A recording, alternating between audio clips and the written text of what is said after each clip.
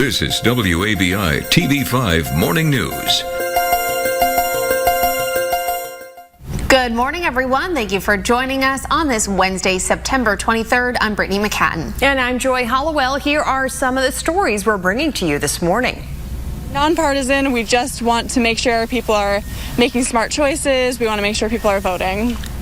The University of Maine encouraging people to take part in their constitutional right. Young people out yesterday coinciding with National Voter Registration Day. We'll head to Orono. And a government shutdown averted after a bipartisan deal reached overnight in Washington, D.C. We have all the details coming up.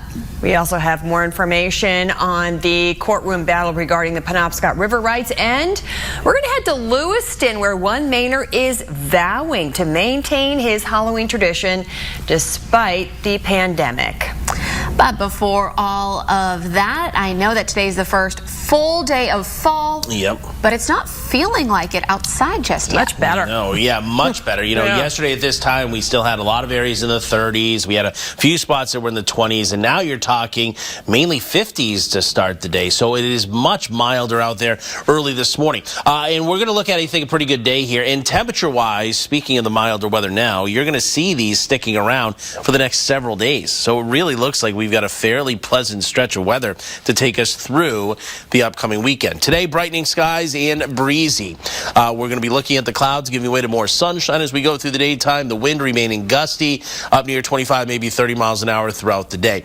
Mix of sun and clouds here tomorrow, and it looks good for Friday. So Teddy is pulling away from the area. Still some lingering showers over easternmost parts of the state. Those will continue to push on out.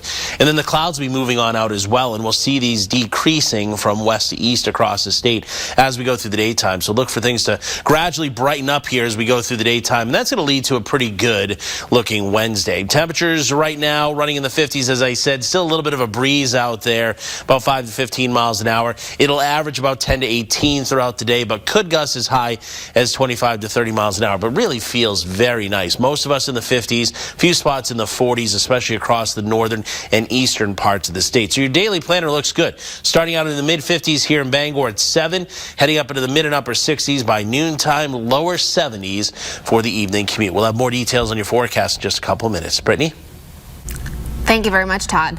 Senator Susan Collins has become the first Republican senator to say she'll vote against any of President Trump's picks for the Supreme Court vacancy if the vote occurs before Election Day. Alaska Senator Lisa Murkowski has said she's against voting on a nominee before the election, but did not indicate how she would vote if it comes before the Senate.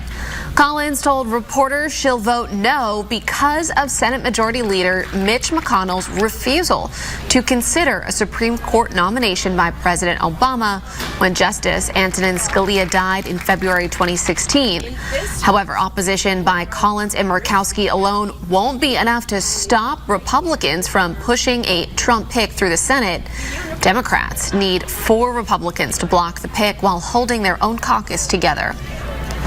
Utah Senator Mitt Romney announcing yesterday that he supports moving forward with the nominating process to fill Justice Ruth Bader Ginsburg's Supreme Court seat. It's a blow to Democrats hoping to slow the process with just 41 days left before an election day. CBS's Laura Podesta is outside the Supreme Court with details on the political battle and also the send-off the late justice is receiving this week.